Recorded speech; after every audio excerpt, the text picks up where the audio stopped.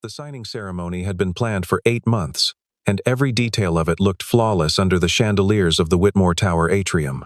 Cameras from a dozen outlets lined the back wall. Investors in tailored suits filled the front rows, and a table of dark walnut sat center stage, with 2 golden pens resting on a velvet cushion. Emily Carter stood at the podium in a charcoal blazer, her dark hair pulled back, her composure the same steel that had carried her company from a garage in Austin to a corporation worth tens of billions of dollars. She had rehearsed this moment more times than she could count. Yet nothing in those rehearsals had prepared her for what came next. Without warning, the wide glass doors at the far end of the atrium burst open, and the low rumble of engines rolled in from outside like a wave of thunder arriving before the storm. Dozens of black sport utility vehicles swept into the plaza in perfect formation, tires screeching against the pavement, doors flying open before the vehicles had even come to a full stop. Men and women in body armor poured out in tight, coordinated lines, moving with the discipline of a unit that trained for exactly this kind of entrance. Radios crackled. Boots struck marble. The entire hall, filled seconds earlier with polite applause and champagne toasts, fell into a silence so complete that the click of a single camera shutter sounded like a gunshot. Reporters lowered their phones. Investors froze mid-sentence. Somewhere near the back, a security guard reached for a radio that suddenly felt useless in his hand. Emily's mind raced through every deal she had ever signed, every acquisition that had crossed legal gray areas, every early investor whose money she had never fully questioned. Her pulse hammered against her collarbone as the lead figure, a broad-shouldered man in a tactical vest marked with a small insignia she did not recognize, walked through the parting crowd with unshakable purpose. She gripped the edge of the podium, her knuckles whitening, certain that the years of careful maneuvering behind her company's meteoric rise had finally caught up to her. Her voice, when it came, was barely more than breath. "They're here for me," she whispered. And for a moment, she believed it completely. Believed that every secret she had buried was about to be dragged into the light in front of cameras and colleagues alike. But the commander did not stop at the podium. He walked past her without so much as a glance, his eyes fixed on a point somewhere behind the crowd, near the service corridor where the catering staff usually waited. 15 seconds. That was all it took for the entire trajectory of the afternoon to shift.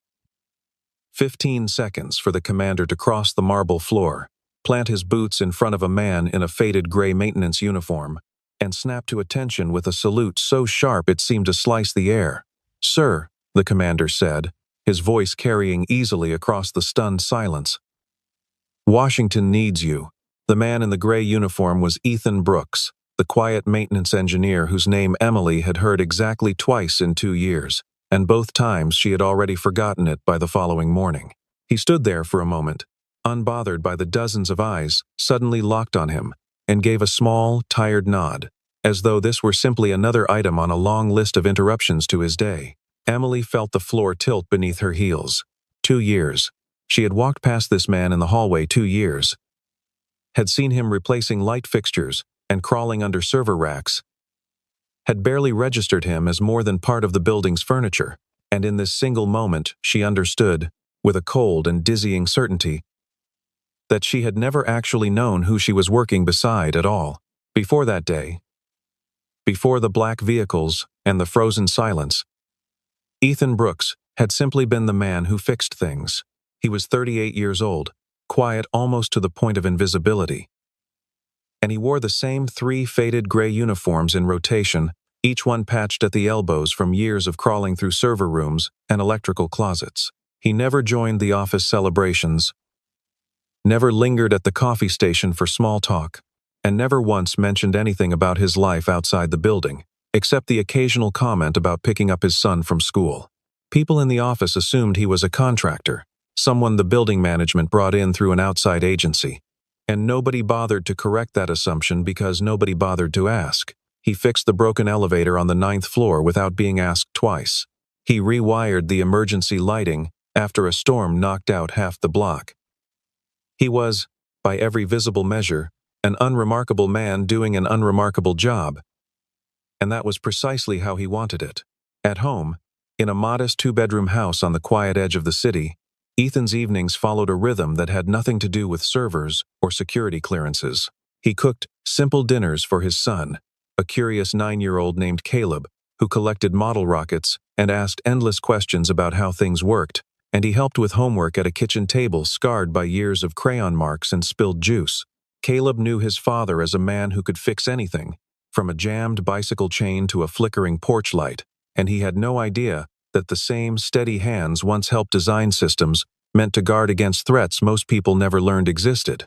Ethan preferred it that way. He had buried an entire former life beneath the ordinary rituals of fatherhood, and every quiet evening spent reading bedtime stories felt, to him, like a victory far greater than any classified briefing he had once attended in Washington. Emily, for her part, had built Carter Dynamics into one of the most valuable artificial intelligence companies in the country by trusting almost nothing that could not be measured, quantified, or proven through performance. She believed, with the same conviction some people reserved for religion, that competence revealed itself through results, and that titles and credentials were simply a lazy shorthand for people who could not be bothered to look closer. Yet even she, for all her professed belief in looking past appearances, had never truly looked at Ethan Brooks. She had passed him in hallways 100 times, had nodded at him the way one nods at a fixture rather than a person, and had never once wondered what a man carrying a toolbox through her building might actually know. In the weeks leading up to the largest contract in her company's history, she had far bigger concerns occupying her attention, and the maintenance engineer was simply not on the list. The contract in question was worth more than anything Carter Dynamics had ever negotiated, a multi-year partnership with a coalition of international investors and government contractors that would fold the company's artificial intelligence infrastructure into critical systems used across 3 continents. Every lawyer, every board member, every public relations strategist had spent months polishing the deal until it gleamed. And in the middle of all that polish, Ethan Brooks had quietly begun raising concerns that nobody wanted to hear. He had found irregularities in the building's network architecture, small inconsistencies in data traffic that most administrators would have dismissed as background noise. He submitted 2 memos through the proper channels, both of which vanished into the filing systems of a company too busy chasing billions to worry about a maintenance engineer's technical opinions. For weeks after those memos disappeared, Ethan did not raise his voice or demand another meeting. Instead, he simply started working, quietly and without fanfare, as though the company's indifference had freed him to act without permission. He replaced security cameras in the server wing one at a time, always after hours, always without drawing attention to the upgrades hidden inside seemingly routine maintenance. He ran diagnostic checks on the building's backup generators twice as often as required, and he began sealing off unused network ports throughout the lower floors, a task that would have taken an ordinary technician a month, but which he completed in a matter of days. When one of the night guards noticed him running cable through the utility corridor for the 3rd night in a row, the guard finally asked the question that had been building in his mind. "Why are you doing all this?" Ethan answered without looking up from his work, his tone as flat and unbothered as ever. "Just in case," he said, and returned to his task as though the conversation had already ended. Emily heard about the extra work secondhand, filtered through a facilities manager who mentioned it almost as a complaint, framing it as an engineer overstepping his responsibilities and wasting company resources on unnecessary precautions. She dismissed it in less than a minute, telling the manager to keep an eye on the budget but otherwise let the man do his job, since nothing about faulty wiring or slow servers seemed worth her attention during the most important quarter of her career. Emily's own path to that office had been built on a similar instinct to prove herself through relentless output rather than pedigree, having started Carter Dynamics in a rented garage with 2 laptops and a stubborn refusal to accept rejection from investors who dismissed her early prototypes as too ambitious for a woman barely out of graduate school. She had clawed her way through a decade of skepticism by outworking every doubter in the room, and that history had left her with an unshakable belief that anyone who wanted recognition would eventually demand it, loudly and visibly, the way she once had. It never occurred to her that a person could possess extraordinary capability and simply choose silence instead. Because silence had never been a language she spoke fluently herself. She had no reason to imagine that the flickering camera feeds and rerouted cables were anything more than the eccentric habits of an overly cautious employee. She could not have known that somewhere beneath the surface of her gleaming glass headquarters, a slow and deliberate defense was being constructed by the one person in the building nobody thought to watch. Outside the walls of Carter Dynamics, however, something else had begun to stir. Something far larger than a single engineer's quiet diligence could fully contain. Unfamiliar black sedans started appearing near the loading dock at odd hours, idling just long enough to draw the attention of the night shift before disappearing into traffic. A courier delivering documents to the 17th floor reported being followed for several blocks by a car that peeled away the moment he entered the building's parking garage. Junior analysts in the data science department noticed strange login attempts on servers that should have been completely isolated from outside access, attempts that were traced to internet addresses scattered across 3 different continents. Rumors began to spread through the break rooms and elevator rides. Hushed conversations about whether a competitor was trying to steal proprietary algorithms, or whether federal regulators had begun quietly circling the company ahead of the signing. Emily brushed off most of the whispers as the natural anxiety that accompanied any high-stakes deal, the kind of nervous energy that always seemed to spike in the days before a major announcement. She had weathered corporate espionage rumors before, had seen competitors send scouts to loiter near her building in the hope of overhearing something useful, and she assumed this was simply another version of the same tired game. What she did not know, what nobody in the executive suite knew, was that the unfamiliar cars and the strange login attempts were not random noise at all, but the visible edges of a much larger and more coordinated operation, one that had already identified Carter Dynamics as its next target long before the ink on any contract had dried. Somewhere beyond the walls of her office, an organization with resources far exceeding anything she had ever negotiated against was preparing to make its move, and the countdown to that move had already begun ticking the moment she agreed to the terms of the largest deal of her career. The morning of the signing arrived with a kind of theatrical perfection that only made the coming chaos feel more jarring in contrast. Billionaires flew in on private jets to witness the ceremony, their assistants trailing behind with briefcases full of paperwork that would never actually be opened. Senators and cabinet-level officials sent representatives to observe a deal that touched on national infrastructure, while journalists from the country's largest financial outlets jostled for the best camera angles near the stage.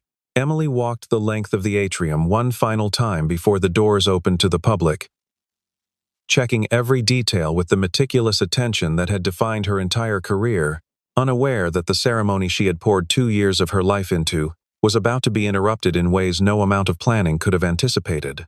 At exactly the moment the 2 golden pens were set on their velvet cushion, every phone in the building lost signal at once, screens flickering from full bars to a single stubborn dot before going dark entirely. The wireless internet across all 14 floors dropped within seconds of the phones, cutting off every laptop, every point-of-sale terminal, and every security monitor tied to the network. The heavy glass doors at the main entrance, along with the service exits on either side of the building, locked automatically, with a sound like a held breath being released all at once.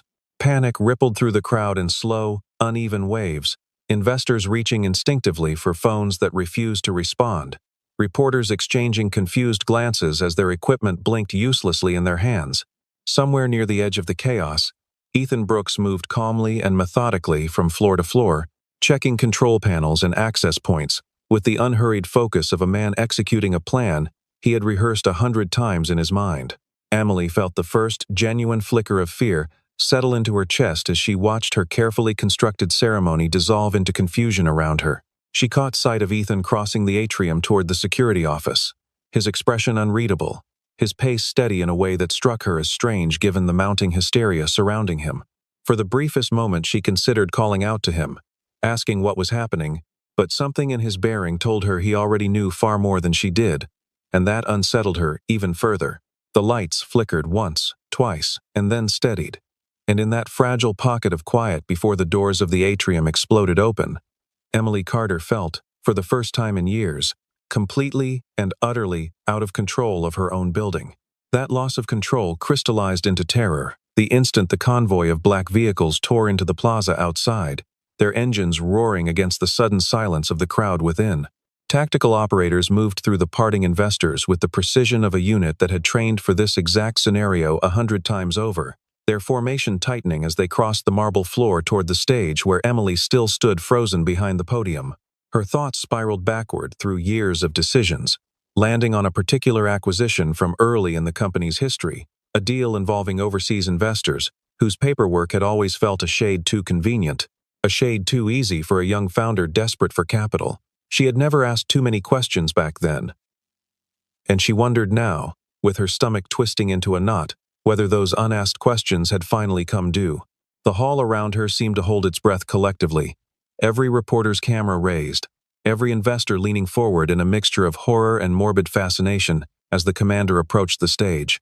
Emily's hands trembled against the podium's edge, and in a voice barely audible even to herself, she spoke the words that would later be replayed 1,000 times in the retelling of that day. "They're here for me," she whispered, the admission slipping out before she could stop it, carrying with it 2 years of accumulated anxiety about the empire she had built on decisions that did not always survive close scrutiny.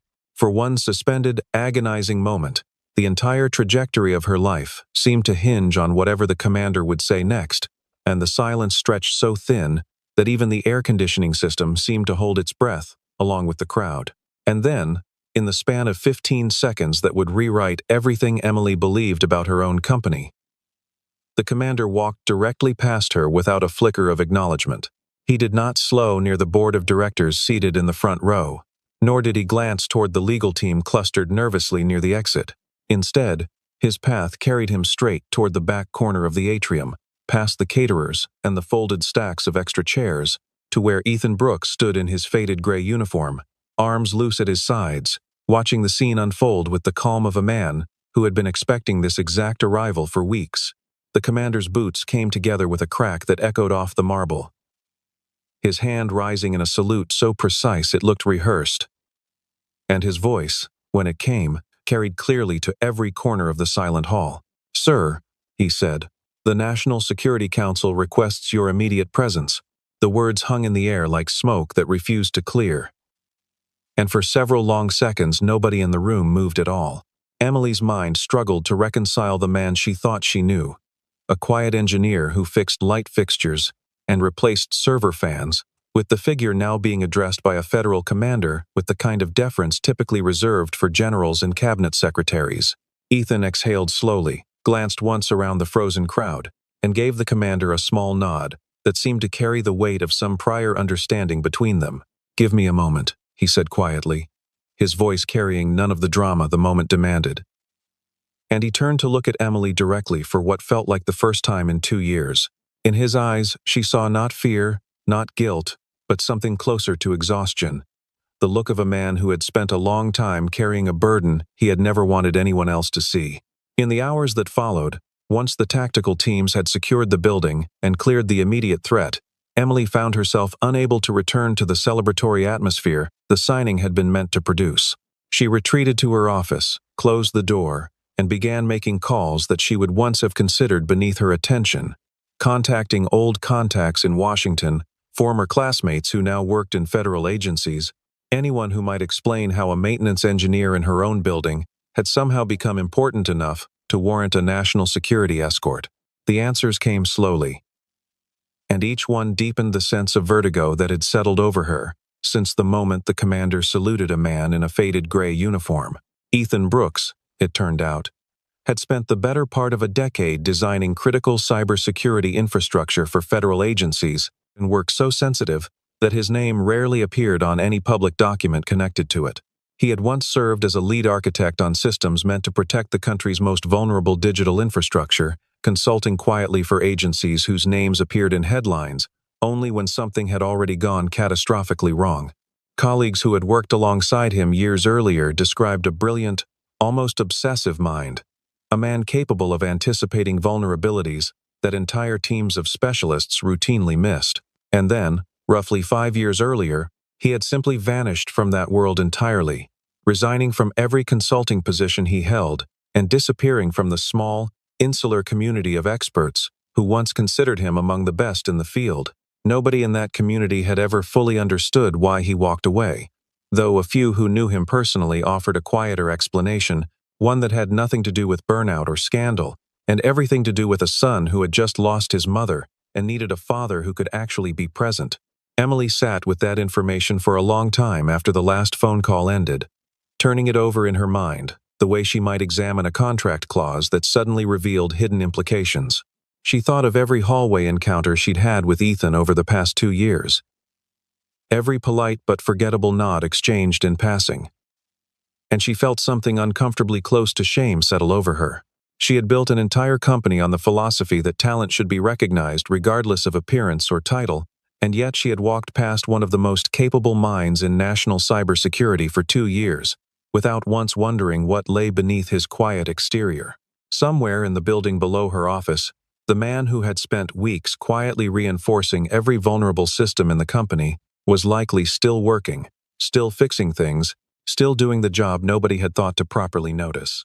The full scope of what Ethan had been protecting against became clear only after federal investigators completed their initial briefing with Emily's legal team the following day. An international organization known within intelligence circles only by the coded designation, Meridian, had spent the better part of a year infiltrating companies developing advanced artificial intelligence, extracting proprietary algorithms, and using stolen data to manipulate markets on a scale that dwarfed ordinary corporate espionage.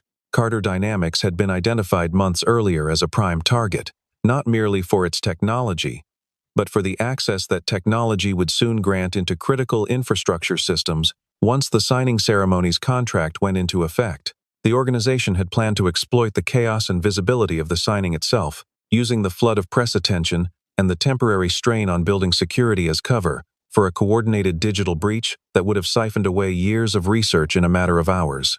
Investigators later explained that Meridian operated less like a single hostile government and more like a loose network of former intelligence operatives, disgraced financiers, and mercenary hackers who sold stolen technology to the highest bidder, regardless of which flag that bidder happened to fly. They had already struck twice before, once against a European pharmaceutical firm whose vaccine research vanished overnight, and once against a Southeast Asian logistics company whose shipping algorithms resurfaced months later inside a rival corporation on another continent. Carter Dynamics represented their most ambitious target yet, since folding stolen artificial intelligence into critical infrastructure contracts would have given the organization leverage far beyond simple theft, reaching into power grids, financial systems, and transportation networks that ordinary citizens depended on without ever knowing how fragile the protections around them truly were. Federal analysts had been tracking fragments of the organization's activity for over a year before Ethan's memos gave them the specific thread they needed to finally close the net. Ethan had detected the earliest signs of that infiltration weeks before anyone else in the company had noticed anything at all, buried deep in network traffic patterns that would have looked like ordinary noise to almost any other observer, because his prior work made him one of the few people in the country capable of recognizing the organization's specific digital signature. Federal agencies had quietly reactivated his old clearance the moment his memos, forwarded through back channels by a contact who remembered his reputation, reached the right desk. He had been asked, and had agreed, to continue his ordinary job at Carter Dynamics, without revealing his true role, functioning as a kind of embedded early warning system, while federal teams built their case and prepared their response. He could not tell Emily, could not tell anyone in the building, because even a single leak might have alerted Meridian and cost the operation everything. What happened in the hours after the black vehicles arrived was not a firefight or a dramatic chase through the building's corridors, but something far quieter and, in its own way, far more remarkable. While tactical teams secured the physical perimeter of the building, Ethan worked alongside a small unit of federal cyber specialists to trace and dismantle the intrusion in real time, isolating compromised servers, rerouting critical data through channels he had quietly built weeks earlier, and locking Meridian's access out of systems before a single file could be extracted. Emily watched portions of this operation unfold from a distance, standing in the doorway of the server room as screens filled with cascading code that she only partially understood, and she realized she was witnessing something closer to surgery than warfare. There were no explosions, no gunfire, nothing that resembled the dramatic image she had conjured when the SUVs first arrived. There was only quiet, focused intelligence, moving faster than the threat it was built to stop. At one point during the operation, a junior federal analyst called out that Meridian had rerouted its attack through a secondary server cluster nobody on the team had flagged. And for a brief, tense moment, the room seemed to hold its breath as lines of code scrolled faster than anyone could read them. Ethan moved to a terminal near the back wall without a word. Fingers moving across the keyboard with the calm precision of a surgeon closing an incision, and within minutes the rerouted attack collapsed in on itself, trapped inside a decoy network he had built weeks earlier, specifically to catch exactly this kind of maneuver. The analyst let out a low whistle of disbelief, glancing at his colleagues as if to confirm what he had just witnessed, while Ethan simply moved on to the next screen without acknowledging the moment at all. Emily, watching from the doorway, realized she was seeing something rarer than heroism. She was seeing years of quiet, unglamorous preparation, finally proving its worth in a matter of minutes. By the time the last compromised server had been isolated and the building's systems restored to normal operation, the sun had already begun to set outside the atrium's tall windows, casting long amber light across a room that had, only hours earlier, held the entire trajectory of Emily's career in a single frozen moment. She found Ethan alone in the security office, sleeves rolled up, quietly closing out the final diagnostic reports, as though he were finishing an ordinary shift rather than concluding an operation that had just protected billions of dollars in intellectual property and, by extension, the jobs of everyone who worked beneath her leadership. She stood in the doorway for a long moment before speaking, unsure exactly how to address a man she had just spent an entire day discovering she had never actually known. When she finally found her voice, the question that came out was simpler than she expected. Why didn't you ever tell anyone the truth about who you are? Ethan set down the tablet he had been holding and considered the question with the same unhurried thoughtfulness he seemed to bring to every task, technical or otherwise. If people knew who I used to be, he said slowly, they would only ever see the title. They would ask me about clearances and classified projects, and they would stop seeing anything else about me at all. He glanced toward the window, where the last light of the afternoon was fading into the blue haze of early evening, and continued in a quieter voice. After my wife passed, I had a son who needed a father who showed up to pick him up from school, not a man buried in secure briefings on the other side of the country. I wanted a version of my life where people looked at me and saw someone reliable, not someone important. Being invisible was never a burden to me. It was the only way I knew how to protect what actually mattered. Emily absorbed his words in silence, feeling the weight of them settle over her own choices in a way she had not expected. She had spent her entire career operating under the assumption that value revealed itself through visible achievement, through titles and headlines, and the kind of recognition that filled boardrooms with applause. Standing in that quiet security office, listening to a man who had walked away from national prominence to be president for his son's ordinary Tuesday afternoons, she understood for the first time how narrow her definition of worth had actually been. I judged you the moment I decided you weren't worth remembering, she admitted, the words feeling strange and unfamiliar in her mouth, since admitting fault had never come naturally to her. I looked at your uniform and decided I already knew everything I needed to know about you. Ethan offered a small, tired smile, the kind that suggested he had heard some version of this admission before, though perhaps never quite so directly.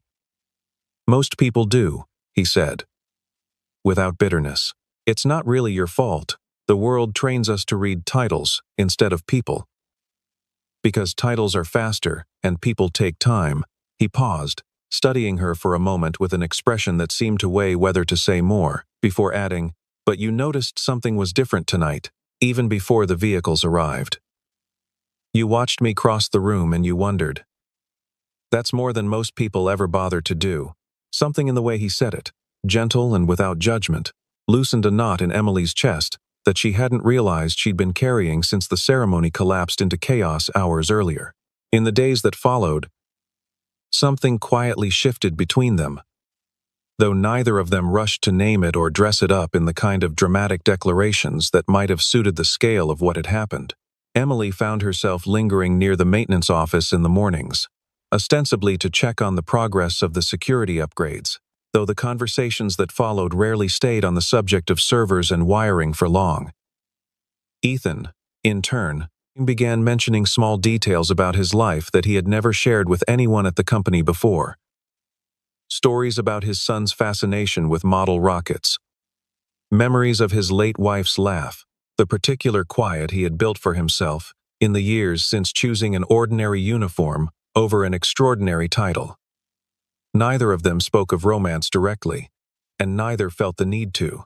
What grew between them instead was something steadier, built out of two people, slowly learning to see each other clearly for the first time, layer by layer, without the noise of assumption clouding the view.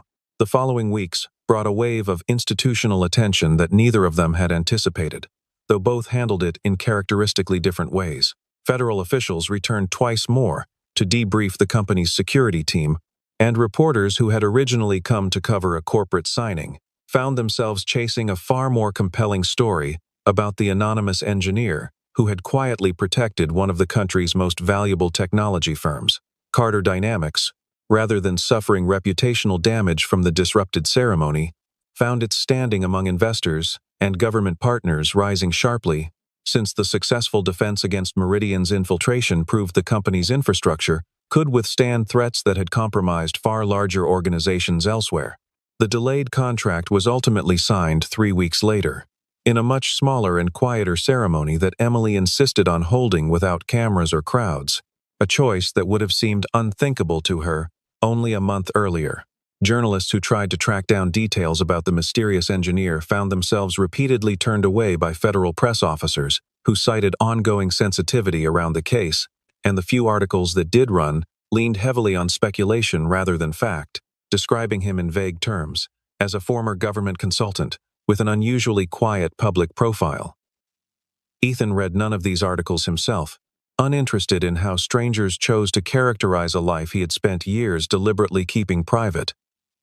And he continued arriving at the office each morning in the same faded gray uniform, carrying the same worn toolbox, as though nothing about his circumstances had changed at all. Caleb, upon learning secondhand from a classmate's parent that his father had once done secret work for the government, asked only one question that evening at dinner, wanting to know whether his father had ever met an actual astronaut, and seemed entirely satisfied when Ethan admitted that he had, in fact, met two.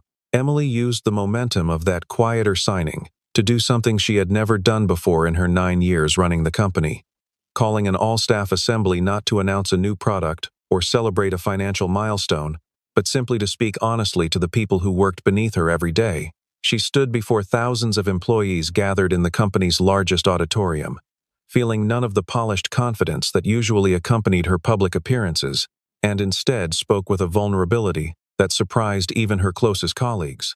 The most important person in this building, she told the crowd, her voice steady despite the unfamiliar rawness of the moment, is not the chief executive standing in front of you today.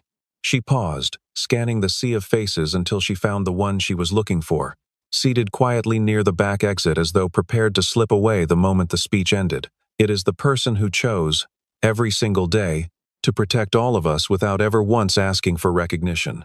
The auditorium rose in a wave of applause that seemed to catch even the most senior executives off guard, employees turning in their seats to search for the man Emily's words clearly described, many of them realizing for the first time that the quiet engineer who had fixed their broken office chairs and flickering lights was the same man being discussed in hushed, awed tones throughout the building for weeks. Ethan sat through the ovation with visible discomfort, his shoulders slightly hunched, offering only a small, reluctant smile before the applause finally settled into a warm and lingering silence. He had never wanted the spotlight, had spent years deliberately constructing a life designed to avoid exactly this kind of attention. And yet, something in Emily's words, in the sincerity behind them, made the discomfort feel bearable in a way that past recognition never had.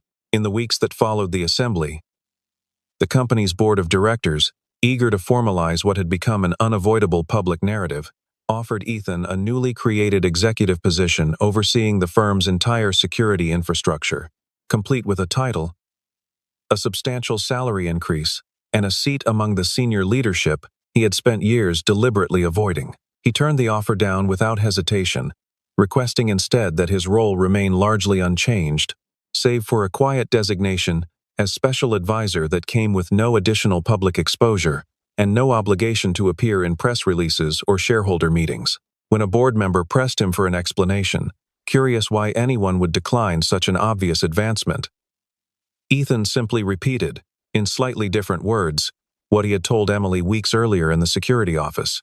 Value, he said, was never something a title could measure, and he had spent too many years learning that lesson to abandon it now, for the sake of appearances. Emily supported his decision without argument, having come to understand, through the events of that single extraordinary day, that some forms of worth resisted the neat categories her industry preferred to assign them. She began, in small but deliberate ways, to change how she moved through her own company, pausing to learn the names of the people who kept the building running rather than simply the names of those who filled her boardroom. She found herself asking better questions in meetings, questions that probed beneath surface credentials to the substance of what people actually understood and could actually do, and she noticed, with something like quiet satisfaction, that this shift made her a sharper leader rather than a softer one. The lesson Ethan had taught her without ever intending to teach anything at all had reshaped not just her personal understanding, but the very culture of the company she had spent a decade building. As winter settled over the city, and the first snow of the season began drifting past the tall windows of Carter Dynamics, Emily and Ethan found themselves leaving the building together at the end of an ordinary Friday, neither of them in any particular hurry to say goodbye at the door the way they once might have. They walked out into the plaza where, months earlier, a convoy of black vehicles had shattered the calm of a signing ceremony and revealed a truth neither of them had been prepared for. And the space now felt different, quieter, softened by falling snow and the absence of cameras. Emily glanced sideways at the man beside her, no longer the invisible maintenance engineer she had once failed to notice, and no longer merely the celebrated hero the press had tried to make of him either, but simply Ethan, a man who repaired broken things quietly and asked for nothing in return. They did not speak much as they walked, and they did not need to, since the silence between them had long since stopped feeling like distance and had instead become something comfortable, something earned. Snow gathered softly on the shoulders of Emily's coat and on the faded gray fabric of Ethan's jacket, blurring, for just a moment, the line that had once separated a chief executive from the man who kept her building running. Somewhere behind them, the lights of the atrium glowed warm against the early evening dark, illuminating the same marble floor where 15 seconds had once rewritten everything either of them believed about the other. Ahead of them lay an ordinary evening, a walk toward nothing more dramatic than dinner and conversation, and perhaps that, more than any headline or ceremony, was the truest measure of how far they had both come. What began as a story about hidden identities and international threats had, by its quiet end, become something far simpler and far more enduring. A story about two people learning to see past the roles the world had assigned them. Emily Carter had spent years believing that competence alone determined a person's worth, only to discover that even she had been blind to the quiet brilliance standing beside her every single day. Ethan Brooks had spent years hiding behind an ordinary uniform to protect the one thing that mattered more to him than any title or recognition ever could, and, in the end, he had not needed to trade that quiet life for anything grander to be truly seen. Together, walking through the season's first snowfall, they proved that the most powerful people are rarely the ones standing behind a podium, but often the ones quietly making sure everyone else gets to stand there safely at all.